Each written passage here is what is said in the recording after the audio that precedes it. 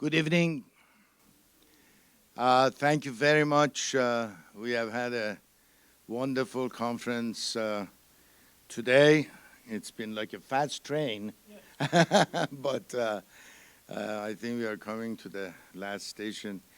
And we really appreciate all the interest today in the afternoon. For those of you who were here, you saw it was a packed house, so we're really pleased to see this kind of turnout. This is, as you know, the 21st Annual Central and Southwest Asia Conference at the University of Montana. That's 21 times trying to do this, and none of this would have been possible without the amazing work that is put into this process. First and foremost, I want to recognize the co-director of the Central and Southwest Asian Studies Center, my good friend and brother, Dr. Ardi Kia. Ardi, please stand up and be recognized.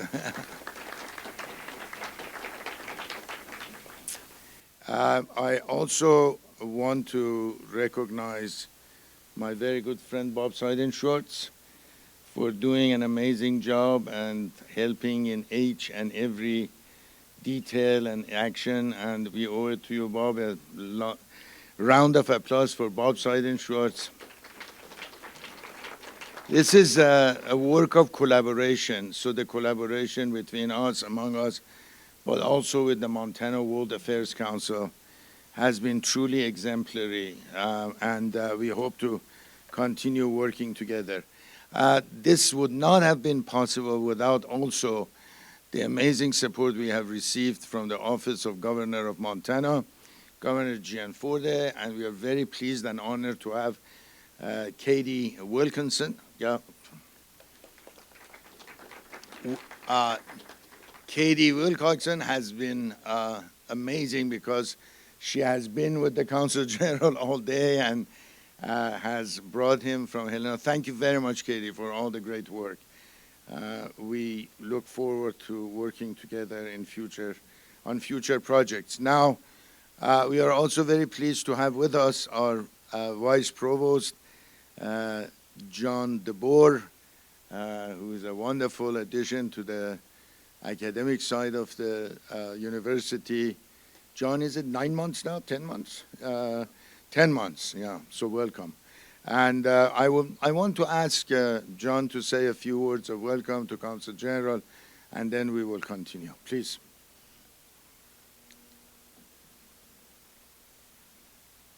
Thank you, Mehrdad. Thank you, Ardi, for helping with this wonderful event. So 10 months into being Vice Provost for Academic Affairs, I've been at the University of Montana for 16 years as a professor of theater, and it's amazing what you can learn in 10 months in a new position. I've had the opportunity to move around campus and meet with faculty and students from all kinds of different departments and have conversations. And I was really inspired tonight to sit with Consul General Gupta at dinner and to think about the kind of work that happens around tables when people share ideas, share stories, share jokes and laughter. And so this conference and this discussion tonight is just one more example of the good work that happens at the University of Montana when we bring people together to share ideas, especially important relationships like the relationship between India and the United States. And so I'm very excited to hear what we have prepared for tonight, and I know that the consular has had a long day, so I don't want to take up too much more time so that we can get to the good stuff. So thank you very much. Thank you, John. And so with no further ado, I will ask my friend Bob Seidenschwartz to do the actual introduction. But Consul General Gupta comes from a very rich and incredibly impressive diplomatic and foreign policy background. He has been involved in numerous projects, and he has spent quite a bit of time in so many different countries. I was most impressed by the fact that he served for several years in Shanghai, in China, and he speaks very good Chinese. When you can impress our distinguished scholar, Zhao Chen. Zhao, where are you? Get up, also stand up and be recognized. That's not it.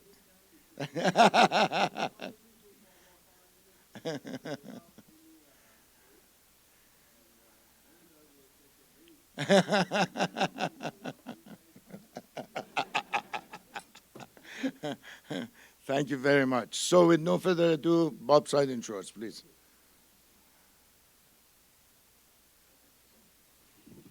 I truly will make this very brief, but there's a story I want to share with all of you.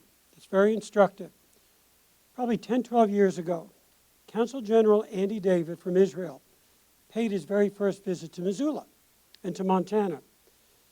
And he spent a couple of days, and he came away.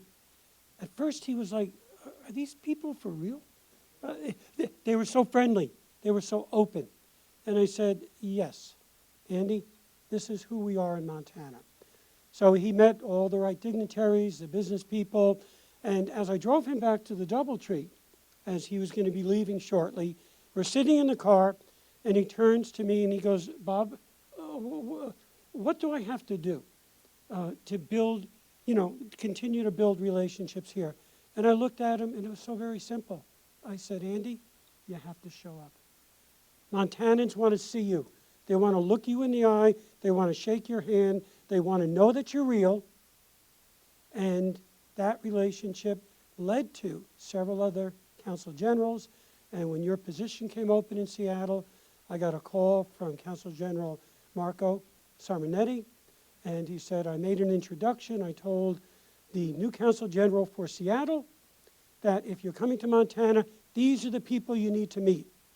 And Katie Wilcoxon and Mirdad Kia and the Montana World Affairs Council and many others opened their hearts and they opened their homes to welcome Haresh Gupta.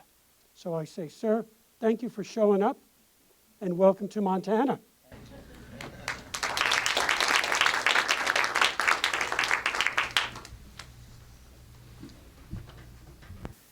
Good evening, everyone. First, on behalf of the Consulate General of India in Seattle and the 1.4 billion Indians that I represent, namaste, and thank you for having me here. As he very rightly said, Consul General Marco also told me that if I visit Montana and I don't meet Bob, then I've missed half of Montana. So my day today has been made by meeting you. Thank you for welcoming me, being here, making this feel like second home. I also want to place on record my appreciation to Katie out there. She's been exceptionally kind and generous with her time over the last 24 hours. Today morning, I had the honor of experiencing Montana and its full natural glory in full bloom when I hiked all the way up to Mount Helena, thanks to her. Got a great view. Drove down to Missoula in the afternoon, saw another M on a mountain peak here, and that I am taking as my next assignment when I come again to go to that M and experience Montana again. But thank you so much for inviting me and having me here. I know the evening session is the most difficult one in terms of seeking engagement and attention, but I'll try and make this a genuine attempt at a two-way conversation. Well, the essence of my presentation today is basically on 5 or 6 key parts. The first part is, what is this new Indian consulate here in the Pacific Northwest here to do? What is our agenda? The second part is on the India-US bilateral piece. How is it shaping up? Where are we headed? The third part I would touch a little bit upon is the new India story. What does contemporary India mean to the global world order? The fourth part is, how does technology fit into the India-US bilateral piece? The fifth part is, how does India and US make this work together for global good and prosperity? And the last part is, what is the road ahead, which I think in our tenure we can do with Montana in some of these areas going forward. So that's broadly the layout of my presentation that I hope to touch upon.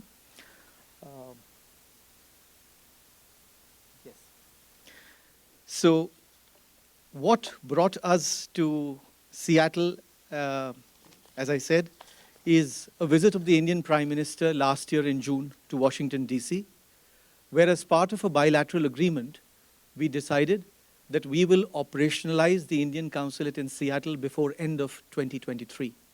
So we moved in with a small team of about 5 to 6 people from India towards end of November. And we moved in because both our countries' leaderships decided that technology is going to be the defining centerpiece of the India-US relationship for the next 10 years going ahead.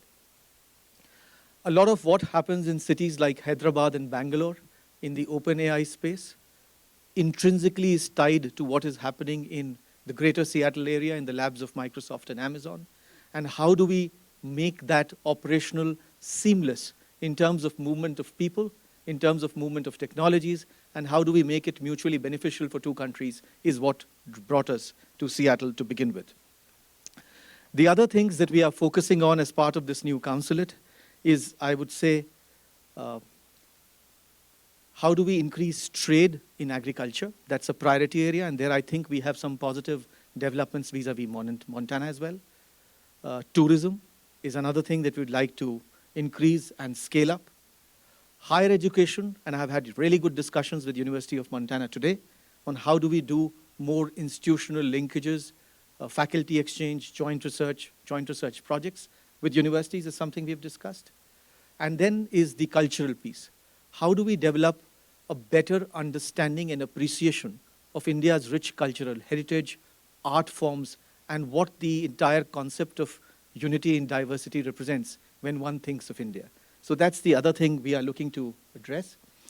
Our jurisdiction actually extends across the 9 Pacific Northwestern states of Washington, Idaho, Montana, Oregon, Alaska, Nebraska, Wyoming, North Dakota, and South Dakota, making this consulate one of the largest areas in terms of geography that we are covering. And in these 9 states, we have close to 500,000 Indian people, Indian origin people who are resident. So that's a big consular constituency that we hope to serve. We are now the 6th Indian consulate after New York, San Francisco, Chicago, Atlanta, and Houston. And just to give you a sense of timeline, the demand for having an Indian consulate in Seattle was first projected to the Indian Prime Minister in 1994 by a group of residents who flew in from Seattle to Washington, D.C. and gave a letter to the Indian Prime Minister, then Mr. P.V. Narasimha Rao. We came in 2024, which is 30 years, took time to conceptualize and put it together, but it's all tribute to the great work, I would say, that the Indian American community has established here for itself, and that's what brought the Indian consulate finally here. We are here to provide a one-stop shop for all queries and data that American companies and individuals might need for traveling and investing in India, and help them link up with their Indian counterparts. As I said, we are here to promote two-way trade in agriculture, link up centers of higher education, and we'll also be, now with the consulate coming in, scheduling a lot of high-level visits between India and the Pacific Northwest. We are trying to bring a series of cultural festivals as well into this part, so that's another aspect which we are looking at scaling up. The third part is on the piece of the India-US partnership. And on there, I'd like to say, actually, I'd like to quote President Biden when he said last year that the India-US strategic partnership is going to be the most consequential relationship of the 21st century. It is perhaps the only relationship in the Asian context that has enjoyed bipartisan support of American administration for the last 3 decades in continuation. And while people may look at it, the India-US piece, in terms of a larger geopolitical strategic game that's maybe unfolding in Asia, Central Asia, and the others, it's actually a natural glue of the largest democracy and the oldest democracy that value open, rules-based international order coming together as being the key. So one of the initiatives that is presently driving the relationship is something called an Initiative on Critical and Emerging Technologies, where both countries have committed to jointly investing funds to make sure that the narrative of how the policy framework in open AI, in quantum computing, in the semiconductor chips industry stays the course. So that's where we are working on. Bilateral trade was close to about $195 billion towards the end of 2022. We have a target of taking it to $500 billion in the next 5 years, and that's where we are working on. And as I said, we are now looking at the global landscape from an India-US shared perspective in how we take on shared global challenges. There is also a point here on defense, where I'd just like to tell you that both sides have committed to joint production of F414 jet engines in the next couple of years. We are looking at sale of MQ-9B drones to India from the US side, and there is $2.7 billion of committed joint investment in the semiconductor space by both sides going forward. Well, coming to the India story as to what the new India represents today. The first point here says the demographic dividend, and that's where I'd like to elaborate a little more upon. We are today 1.435 billion people. In 2022, we overtook China to become the world's largest population for any country in the world. Now, a large population, densely packed in, may not give a positive connotation to all. But the positive part that we look at it is 65% of this 1.4 billion people are in the age bracket of 18 to 35. We are talking about close to 900 million people, 3 times the size of the population of the United States, which is young, which is English speaking. Close to 80% of them are IT skilled. So you're looking at the world's youngest demographic profile, which is going to be the world's biggest market in the next decade in terms of the market potentials that it offers. On the economic growth rate side, the global economic growth rate, the global GDP growth rate was close to 3.5% last year. India's GDP growth rate was 8.5%. It's the only fastest growing economy at this point of time and way over 4 percentage points globally. Even the IMF predicts it to be the fastest growing economy in the world going forward. We have had in the last 10 years, under the leadership of Prime Minister Narendra Modi, a consistent policy formulation when it comes to the infrastructure trajectory. And I must inform you that the next 25 years target that we have set upon ourselves will see a new India, a resurgent India of youthful aspirations, which is keen to unshackle its colonial past. And why I say that keen to unshackle its colonial past is, look, in the history of our nationhood, we just got independent in 1947. So it's just about a journey into nationhood of 77 odd years is what we have been. And from where we started to where we find ourselves now has been a truly miraculous story. Just a few months back, we were the president of the G20 in India. And as part of a G20 presidency, the theme we piloted was focused on one Earth, one family, and one future. As One Earth, we demonstrated solidarity for those in need by not leaving anyone behind and by mobilizing global resources for their benefit. The Green Development Pact, which aims to double the provision for climate finance, is an Indian initiative which was endorsed by the G20. As one family, we broke all silos and overcome divisions. We built systems that leveraged synergies rather than relied on trade-offs. The unanimous adoption of the New Delhi Leaders' Declaration is proof that we kept the G20 family together despite the deep geopolitical divisions within. And let me give you an example. Just prior to India, we had the G20 summit in Indonesia, and the Ukraine conflict was just starting then.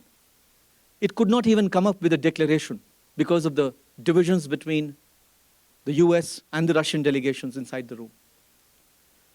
The only place where in any multilateral setting, we have had an agreed formulation on Ukraine with the United States and Russia sitting inside the room was under India's G20 presidency, where in New Delhi we came up with a shared formulation and had a declaration by consensus. It was India's role as a bridge builder, as a consensus builder that came to the floor. The other aspect about One Future is what we launched in our G20 presidency was the One Future Alliance. The last couple of years, in the aftermath of the COVID conflict and the Ukrainian conflict, has seen a lot of countries from the global south look up to India as voicing their concerns and taking it to the multilateral stage.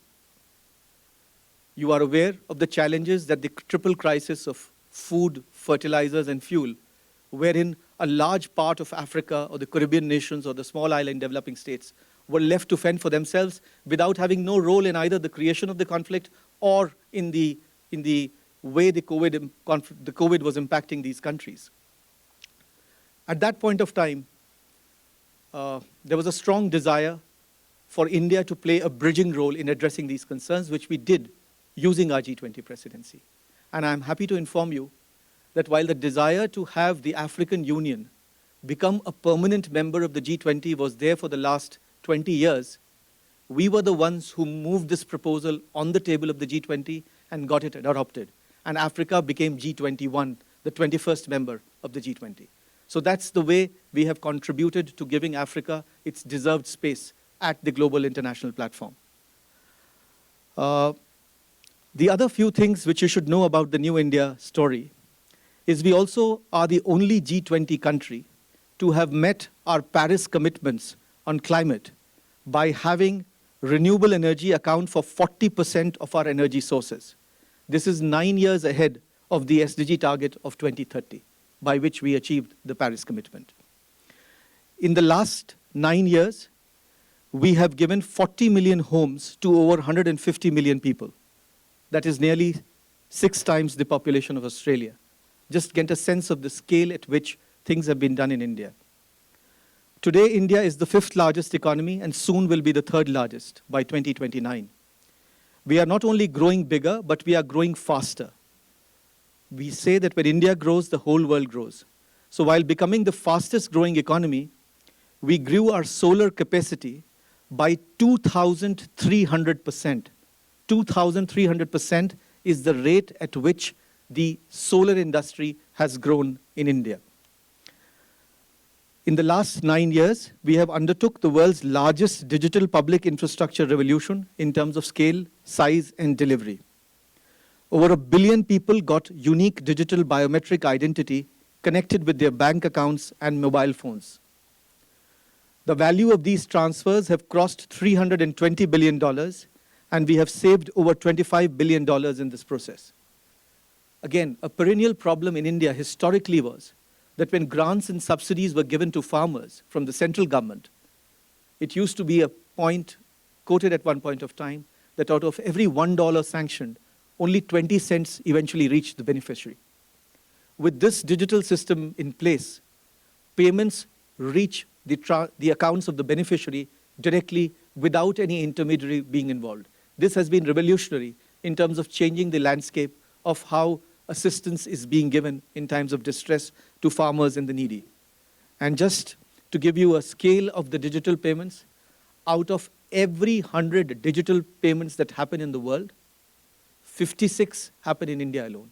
More than half of digital payments are happening in India. And again, to give you a sense of the scale, India was mostly a cash-based economy till about 4 to 5 years ago. There was a lot of transactions using cash happening physically. It's just that in the last couple of years, we have transferred our entire payment system to a mobile phone payment platform. So India has transformed from a cash economy to a digital payment economy without going through what is the credit card phase or the debit card phase in lots of cities in India, where people have simply migrated from cash to phone. And you could see this in vegetable vendors, common people who sell tea on the streets, who just use their phones to accept payment. There is no cash involved anymore. That's a major shift that has happened in the Indian economic setup. One last thing which I would like to touch upon the New India story is the gender dimension. And there's also a lot of misperception here. In India today, a woman has risen from a humble tribal background to be our head of state. The present president of India is a woman from a tribe in Orissa who happens to be the president of India, also the supreme commander of our armed forces. That's as big as it gets in terms of representation. Nearly 1.5 million elected women lead us at levels of local grassroots governance. Today, women serve in the Army, Navy, and the Air Force. And again, women have voting rights right since our independence, since 1947 till date. India also, for a fact, has the highest number of women airline pilots in the world. In the world, India contributes to female pilots. And we recently did a lunar mission. We've sent our moon mission, which landed on the southern pole of the moon. No country has landed at that spot so far. And our moon mission was piloted by a group of women scientists who led it, conceptualized it, and delivered it, headed by a woman scientist, Tagon. So that's so much on the gender part of the India story. The fourth part of the presentation, which is how does the technology piece add up in the India-US partnership? So just for your information, India's generative AI market is projected to surpass close to $17 billion by 2030, which is from a present $1.1 billion and growing at a growth rate of 48%. Just in the OpenAI AI space, we are working very closely with Microsoft here in the greater Seattle area to see how we can scale that up in terms of quantum computing, as well as increase the qubit capacity of both sides. AI startups have received close to $7.7 billion in the last 10 years. And AI has the potential to add another $500 billion to India's GDP by 2050. As I told you, high-end technologies are also changing the energy matrix of how we look at fuels. And 43.6% of our total energy is from non-fossil fuel resources. Our national quantum mission has allocated close to $730 million for future development. And here I have a very interesting story to tell you. Is perhaps one of the fastest conceptualized and delivered investments in the semiconductor space. This is a pledge that both sides took on July 23 last year, that we will be diversifying the semiconductor chip space because of the problems in the supply chain that we witnessed to places outside of the established 3 locations. So India was considered a location. We decided that yes, a province in Gujarat would have this located. A deal was agreed to in July 2023. The groundbreaking ceremony happened 3 months later in September. And for today, this year, the factory is fully functional, doing semiconductor chips. That's the pace at which the 2 sides worked to make sure that this goes. And this is Micron from a neighboring state here, which made this investment in India and is operational. That's the commitment, that the scale, that the speed at which the transformation is happening. In terms of how the 2 countries work together for global prosperity, I'd simply give the example of the Corona crisis when both countries came together. India and the US, as part of the Quad, the Quadrilateral Alliance, worked together to deliver close to 670 million vaccine doses, which were manufactured in India across the landscape of Pacific small island developing countries. This was in the Pacific states. We worked together to make it reach there. The other thing that we worked very closely together is on something called a coalition of disaster resilience infrastructure, wherein geographies which have a high exposure to climate change or to climatic torrential storms, we work there to make sure that there is the requisite infrastructure in place to tide it over. And these are places in Samoa, Vanuatu, Tuvalu, where we have worked together to build climate resilient infrastructure. The last two pieces are more of a strategic congruence between India and the United States, where we see the Indo-Pacific region as where our congruence in our approach on having a rules-based, predictable international world order should find salience. And in the Indo-Pacific region is where we are working together to promote global good, global prosperity. And it's not just India and the US. The Indo-Pacific region is close to approximately 80+ countries from the eastern coast of Africa all the way to the end of the Pacific Ocean, which includes the Pacific SIDS, it includes whole of South Asia, and all the traffic that goes through the Indian Ocean. So we have been working together along with Japan and Australia to make sure that the FONOPS, that is the freedom of navigation and operations, exists, is respected, and abided by. That was the larger perspective. In terms of the last piece on how we look at our road ahead with Montana, well, as I said, I've spent just 24 hours here in Montana, my first visit. It began with a good discussion with Governor yesterday at his office, and we have a concrete plan of action of how we are looking at scaling this going forward. The first is tourism. Just for your information, the Indian outbound tourism adds to the global economy close to $20 billion a year. We have 500 million Indian tourists going abroad globally. We do believe that Montana offers excellent potential for Indian tourists to look at. Traditionally, they are coming to the East Coast, New York or San Francisco, but we need to add a Montana mix in this prescribed hotspots and add diversity. So that's something we will work on. The second part we discussed was technology.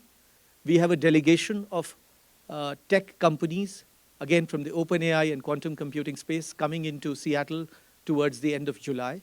And we hope to bring them here for B2B discussions with companies in Bozeman and some companies that are in the region for a B2B discussion. The third part we discussed was agriculture. I am given to understand that Montana has tremendous scope for export of pulse crops. Now, India is self-dependent, fully self-reliant when it comes to food grains, but pulses, lentils, and chickpeas are things that we need. I also believe that apples is something which is of big potential after the duty of reduction in duty structure. So that's another potential for Montana to look at exporting to India. We also discussed how do we get good Indian mangoes across to Montana. So that's something we are looking at bringing early next year. You get good Indian mangoes in the Costco shelves, but not outside that, so that's what we are trying to address.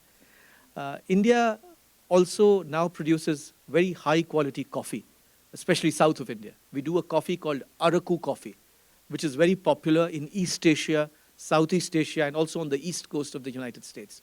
So that's another thing we are trying to get Starbucks to add to its inventory to offer Americans here masala chai and the Indian Araku coffee. Just for your information, the Starbucks CEO is an Indian national now, Mr. Lakshman Srinivasan, and we hope to have greater synergy with Starbucks going forward. The last part we discussed on the trade side was also how do we get the wine and whiskey and brewery industries to work with each other. India is traditionally a whiskey drinking country, but we also do wines and we also do beer. So we are trying to do a wine and a whiskey promotion event in Montana somewhere towards October when we'll bring and showcase some of our distilleries' works and products here. The other interesting discussion which we had with the University of Montana today was how do we bring the Indian immersive experience here? And for that, we are planning to hold an India Culture Week celebration somewhere towards October in Montana here in partnership with the university. And that Culture Week will showcase 5 or 6 distinct elements, and I would invite each one of you to participate in that. We are planning to bring an Indian film festival, 5 different Indian contemporary Bollywood films, subtitled in English, spread over a week for students and audiences. We'll do an Indian food festival, bring Indian chefs to work with canteens, university canteens, to showcase the best of Indian cuisine for a week. We are doing an Indian evening of cultural dance performances spread over a week, representing the various states of India. We are going to bring an exhibit of Indian tourism, heritage and culture, showcasing some of India's tourist spots. And we are also planning to do an eminent lecture series of eminent Indians coming to address the students along with the B2B segment. So that's something we discussed today, and we are hoping to bring that to Montana very soon. And the last part is obviously we have invited your leadership to consider visiting India and experiencing it India with a trade mission towards early next year. So these are some of the proposals we have discussed with Montana in my last 24 hours. While this was my first visit, it was a very educative visit for me. I'm going back with very, very happy memories of engaging with such a wide diversity of the industry, the political leadership, interactions with media. But the thing that, as Bob said, most impressed me is the large heart of Montana people, the welcomingness, the warmth that I have felt personally in my interactions. And I think at a very spiritual level or at the subconscious level, it is the warmth in India, in the Indian hearts, and the warmth in Montana hearts that connects us more deeply than all the stuff of trade and technology. So I'm very confident that our people will get together. They will bind as most people do. And we hope to showcase Montana to India and India to Montana. Thank you so much for having me, and I look forward to the questions.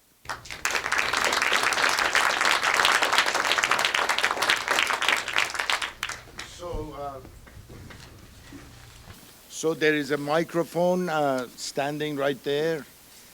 Please walk to the microphone. Make your questions to the point, concise and accurate, and Consul General will answer them. Thank you. Michel, please. Thank you, Your Excellency, for this excellent report. As we all know, and you know especially, many countries in the world, if not the majority, has chosen the neoliberal global approach, which is delivering fast results, sometimes in a brutal way, but fast.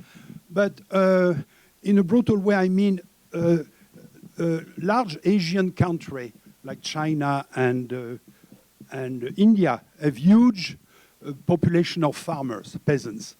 I think in China it's a few, 200 or 300 millions, which globalization and neoliberalism are left behind. The same is happening, I think, in India, and tell me if I'm wrong. There's a lot of suffering of farmers who are forced to in a modernization which is very fast and which bulldoze them. So my first question, what does the Modi government, which is aware of that, is doing for those millions, hundreds of millions of peasants? Some commit suicide. There's the loan situation, the bank loan is very hard on them. And my second question, Pakistan and India used to be one, right, before British colonial empire. So what is the new, is there a new modality of relationship between India and Pakistan? What's the future of these two great nations? One very Muslim, the other majority Hindu, but with a lot of Muslim also. Thank you. Thank you so much for both those excellent questions. Let me answer the second one first and then go to the first one. Well, I was just talking with my gracious host, Mr. Professor Mehrad Kia just now, that prior to 1947, geographically, the places where we come from used to be neighbors. So the Pakistan came in between when the British left India at the point of 1947, and that's how the state was created. Look, we have said from day one, states that are founded exclusively on religious identity as being the basis of existence is not the right edifice to find a nation or to found a nation, form a nation. Again, I would not comment on how the nation journey has progressed in our Western neighbor, but it's been a difficult journey with our Western neighbor in the last 77 years. And why has it been a difficult journey? You would look at India sometimes in contrast because we are home to all religions of the world. And just for your information, India today has the second largest population of Muslims in the world after Indonesia. more than Pakistan in numbers. We are home to one of the largest Buddhist populations. We are home to one of the largest Sikh populations. We are home to one of the largest Parsi, names, Zoroastrians, any religion of the world, and that exists, cohabitates in India. Because our history of 5,000 years has taught us to be embracive of all cultures. And unity in diversity is our biggest attribute. So when you talk about the relationship with our Western neighbor and where we find it at this point of time, we don't believe that states that practice terrorism as an instrument of state policy and think that by using terrorism to negotiate with the other country, you will get peace. Doesn't work. And where both countries find themselves at this point of time is proof of that. So we have always said to our neighbor that terrorism and talks cannot go together. You need to stop terrorism to talk in good faith. And that has always been the consistent position of our leadership to our neighbor. We hope better sense prevails and that we don't engage in using terrorism because you are aware perhaps of the 2008 Mumbai terror attacks and how it transpired, how many nationals lost their lives. The masterminds of that terror attack are still going scot-free in our Western neighbor with state security and state support. Those masterminds are proscribed entities by the United Nations Security Council. They are in the sanctions list of the United States. They are the sanctions list of India, of European countries. But still, they use public platforms to call for 1,000 more Mumbai-like terror attacks to take place. How can a state allow this to happen? So that's where I would say, unfortunately, the crux of the relationship is that till we do a fundamental reset in our approach in our neighborhood, we won't see a solution in sight vis-a-vis Pakistan. And again, we are open to talks, provided violence takes a back seat, and then we talk in good faith. That's the first part. Second question. The other question you had on the situations on farmers in India. Look, India has been a farmer and an agricultural dependent economy for most of our period of our independent history. In fact, 50% of our economy used to be based on agricultural products and on the contributions of farmers to India's economic growth. That's how large the numbers of farmers' contribution to Indian economic growth rate was. Now, it is a fact that the way globalization has unfolded, the way global markets have integrated, and the way technology is changing the operating space of physical labor in the farming space has all created disruptions, has created, in some cases, adverse impact on how a labor-intensive industry works. So there is bound to be misgivings in labor-intensive sectors. But if the question is the government not listening to these voices? That's not correct. The government engaged with the farmers when they did the protests about 2 years back. And it is only after that the protesters and their voices were considered that the government consciously rolled back the laws which the parliament had passed to defer to the wishes of the farmers. It was passed by the parliament, but because there was a popular discontent amongst the farmers towards some aspects of those laws, the government was flexible to listen to them, change it, and adapt it to their needs. So to say that the government was not engaging with the farmers and was not responsive to their needs, with the benefit of hindsight, is not inaccurate. It's a government, look, in India, it's a democracy. You have to contest elections to come to power. And you can't have the farmers on the wrong side when you are looking at India's democracy. So that's a very strong popular sentiment which no government in India can ignore. So at this point of time, I obviously don't see any issue of friction between our government, our agriculture ministry, and the farmers, because most of their concerns have already been taken on board as to where the present state of play is. Any other questions? First, thank you very much for such an excellent encouraging presentation. What do you think is India's greatest challenge over the next 5 years?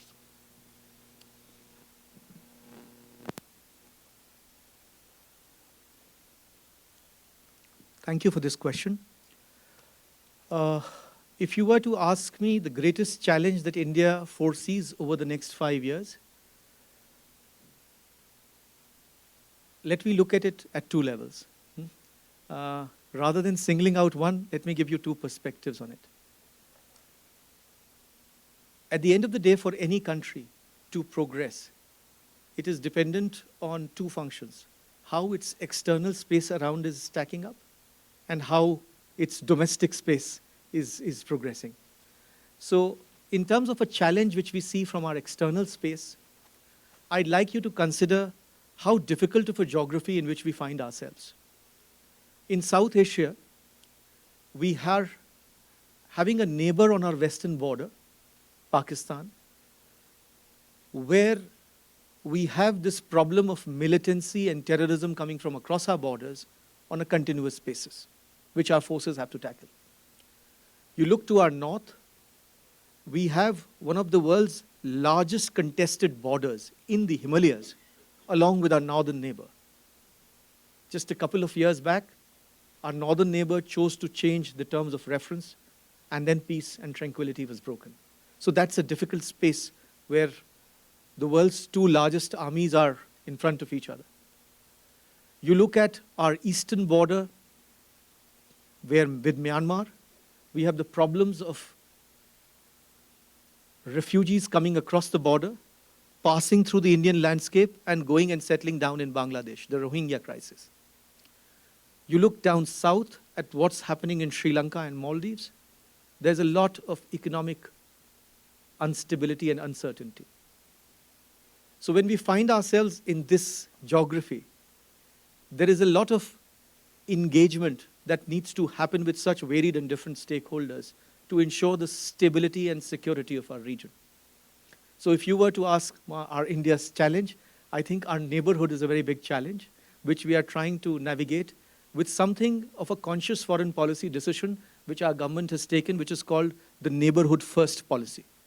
So we prioritize our neighbors first, which is even if there would be a kind of a friction with the neighbor, but when it comes to a humanitarian disaster, India is the first country to respond. Whether it's Maldives, whether it's aid to Sri Lanka, or whether to our western neighbor, we have done that always in the past. The second challenge which I wanted to refer to is, given the size of the India's market, the size of India's young profile, there will always the sheer diversities of identities that are in India, which I was saying, you drive from Delhi 100 miles further, you have a different language, you have a different ethnic face, you have a different Indian food, you have a different Indian religion, or a different Indian form. That's the diversity within India. A market that is fast and growing and still sticking together. So if I were to say a challenge on the domestic side, how do you respond to such a fast growing aspirational lot through policies and decisions that keep pace with their expectations and requirements? That's a big policy challenge that the government faces. So far, we have been faring well. We are entering into a new round of elections 1 month down the line, and you would see that there would be a renewed priority by the government in addressing the aspirations of the youth in India going forward through large-scale job creation and engaging them for the benefit of India's economy. So that's where I would see the two great challenges adding up to the India story in the next 5 years. Sorry for this long-winded answer. Hi, thanks for your presentation, appreciated it. So these are a little specific and maybe pertaining to your aspirational lots. So on OpenAI, so why is generative AI of interest to India, and what are some of the use cases that you find of interest? That's one on the tech side. on the gender side, what are some of the ways that you're promoting more participation of women, and how can you influence other G20 countries that are not as progressive?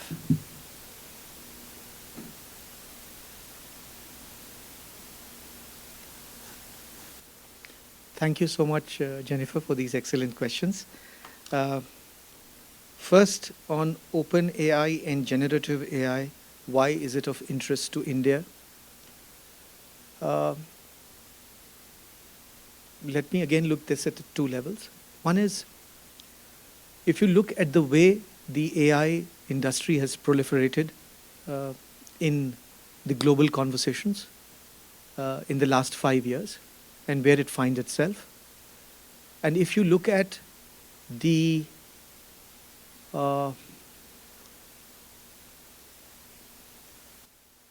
human pieces who have contributed to shaping this narrative, I would say half of them happen to be Indian scientists and engineers who may not have been in India, but in different geographical landscapes, developing the AI backbone, the generative AI backbone of how they have gone about it.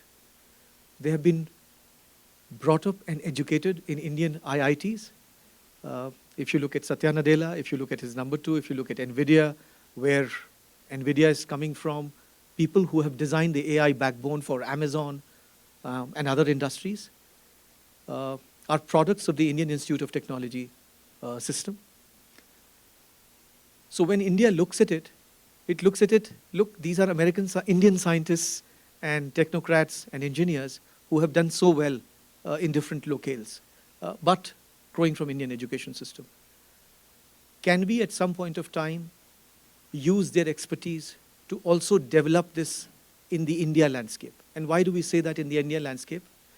Just because of the size of the AI market. Now, what is the core defining piece of AI?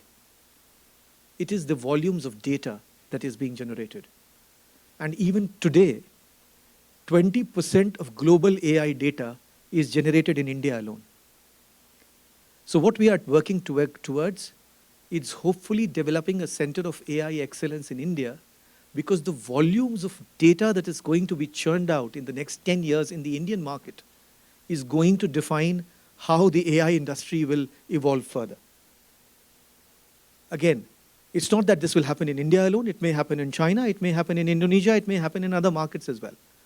But the flexibility of the operating space spectrum that is available in India at this point of time to AI companies is perhaps unique and very advantageous to them. That's why, for India, this is an important space. The second question on participation of women in government decision-making. As I said, in India, the narrative has actually changed from women's empowerment to women-led empowerment. So early in the 2001, 2002, when we brought women-led governance into the grassroots decision-making, which is at the village panchayat level, we had women leaders responsible for village community groups through self-help groups who used to take decisions locally. Just last year, our parliament passed an act by which 1/3 of seats in all legislatures across India, state legislatures, central legislature, parliament, our equivalent of the Senate, our equivalent of the Congress, has 1/3 seats reserved for women only. It's a historic legislation. And again, numbers interpret differently in India. 1/3 of, again, we are talking about 900 million people who are being represented, is a huge number. So it's a huge step in positive affirmation going forward. And I've already in my presentation elaborated on the unique cliche sectors in which women have so far found space in India, which is a largely unknown story to the Western audience, but needs greater salience here. In terms of how do we make this more appealing to other countries in the G20 where the gender story has not been positive. So under, again, India's presidency, we set up 3 separate working groups on the gender empowerment story. And this was, how do we collect the successful experiences of countries in the G20 who have done good on the gender side, and how do we take this into the other landscapes where more can be done. And I must tell you that I would say that all countries were receptive to it. There was no opposition to this initiative, which we piloted in the G20. So I don't see resistance to that count from any country which was in the G20 frame of things last year. So that's where I leave it at. Oh, hi, thank you for the presentation. I'm not sure if this is in your jurisdiction, but will you also work on increasing educational funds for international students from India in the US states that you will oversee? Thank you for this question. Look, you are all well aware that there's a large number of Indian students who come for undergraduate studies here in the US. They do postgraduate studies as well. So this area of tapping into the student research potential is considered at the highest levels of India-US decision making. And as part of the ICIT program last year, we decided that we would fund annually, as part of the ICIT project, joint research projects involving Indian students here or any American student here with an Indian student in India, which could add value again to the AI story, to the quantum computing story, to the space technology story. So if there are proposals from researchers, scholars here on the US university campus in these sectors, then the government of India and the United States government is willing to put $1 million each year to fund these research projects jointly between Indian and US scholars and US students. So when it comes to funding, there is a certain sectors that have been identified. If you have interest in that area, please let us know, and we'd be happy to take that forward with the State Department here in the US and on the Indian side with the Line Ministry. Thank you. Because the Consul General is leaving us at 4:30 in the morning, we will finish with the next three questions. Please, Levi. Yes. So I don't know exactly the percentages off the top of my head, but I know that China and India, alongside the United States, make up some of the largest contributing factors to the Pacific garbage patch, as well as other major climate change and global emissions factors.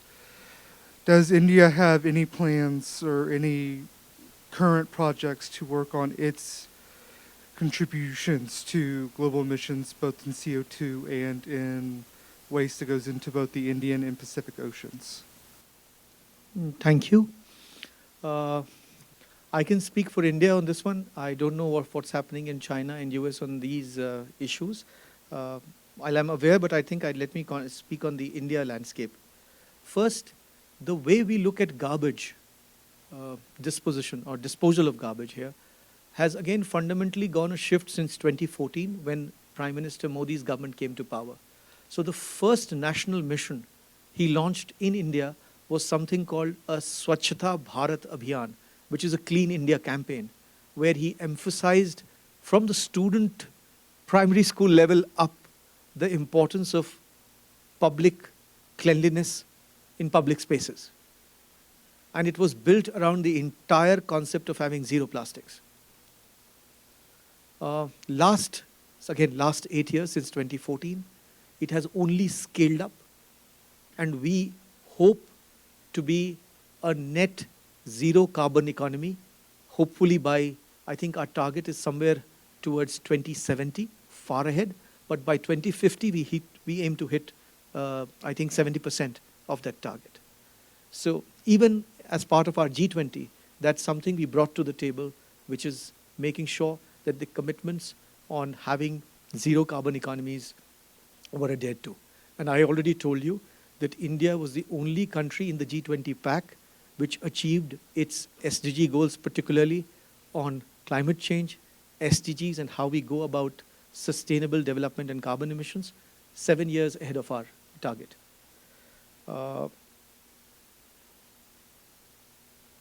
So at this point of time, it's a national mission in India to make sure that there is zero plastics and the garbage disposal is managed in the most efficient manner it can be with least carbon footprint. That's how we are working. We are not there, but I'm pretty sure that at the pace at which we are going, we'll be ahead of the target. The last two questions, please. Consul General, thank you very much for this very insightful lecture. My question is actually related to your perception of how India's responsibilities and role in global diplomacy will be going forward in the coming decade.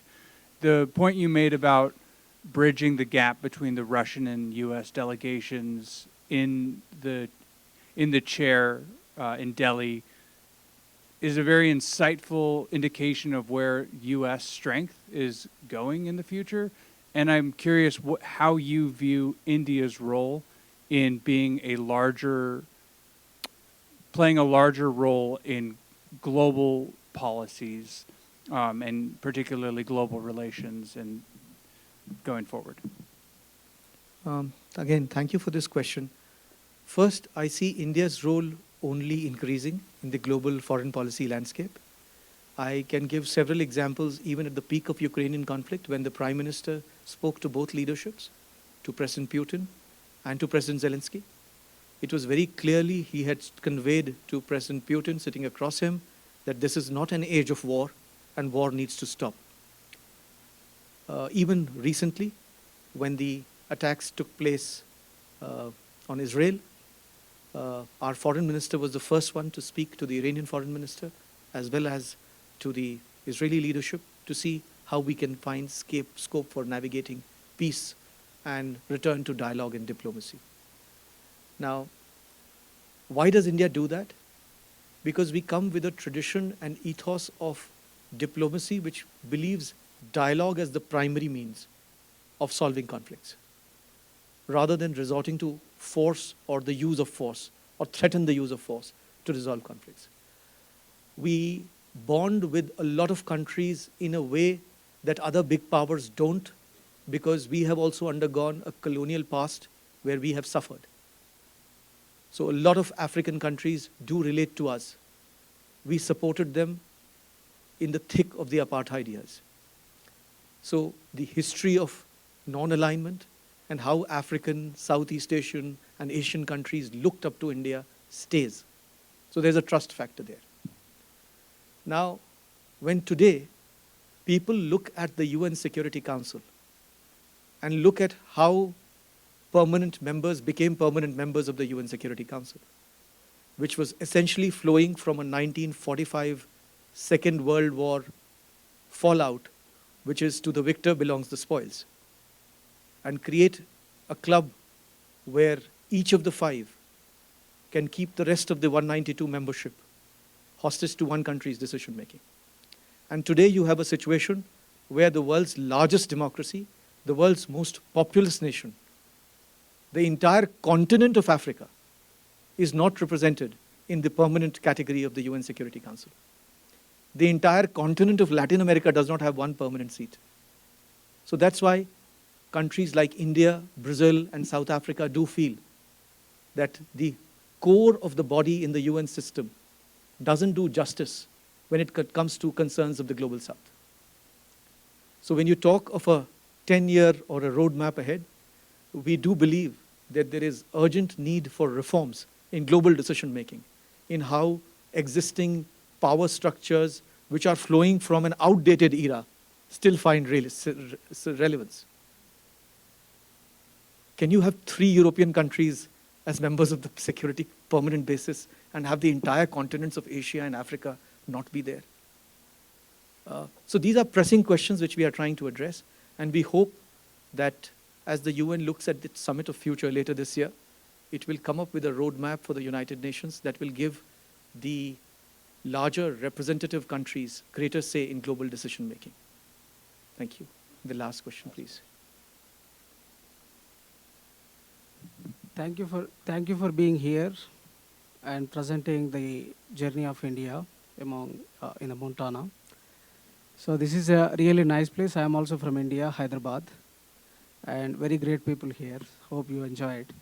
And my question is, how do you see the spiritual events and meditation a role in bringing the peace and promoting leads to the global peace? And so you had a program in your mind to presenting different Indian cultures here. So in that, is it possible for you to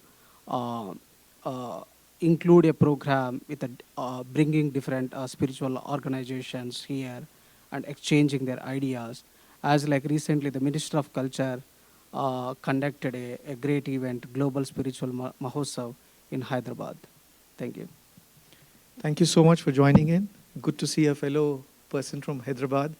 My hometown, Lucknow, and Hyderabad biryanis are very, very treasured in India. But thank you for this excellent question. Look, other than Bollywood and Indian food, the greatest export of India globally, any country, which is undisputedly recognized, is what he hinted at, which is spiritualism. So if you have to go to the founding journey of where all this is coming from, you would find it in some ancient Indian thought. So what he said is very relevant in terms of thought leadership, spiritual leadership. You have lots of Indian spiritual gurus who have found respect, salience globally. Swami Vivekananda came to US shores 130 years ago, preached and found an audience.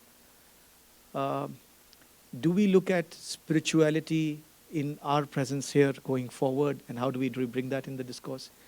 Not spirituality, but I would say we do look at promoting sustainable lifestyles that don't damage the planet.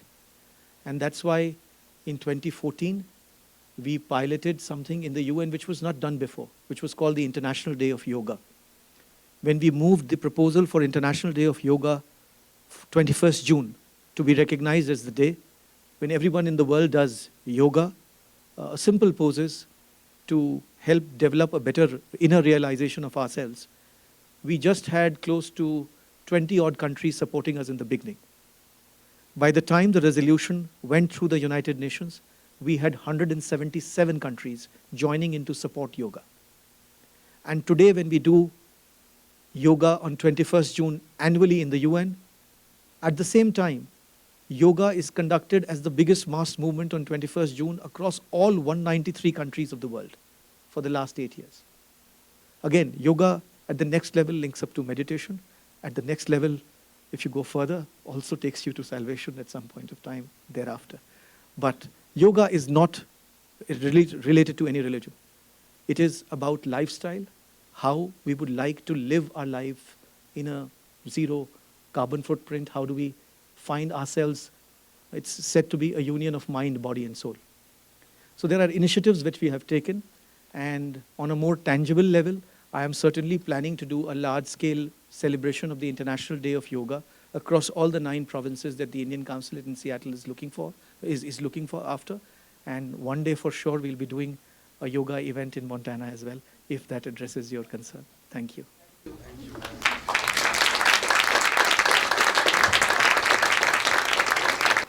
Consul General Gupta, thank you very much for your outstanding presentation. We wish you a very safe trip to Seattle. Another round of applause for Consul General Gupta. Have a very good night. Thank you very much.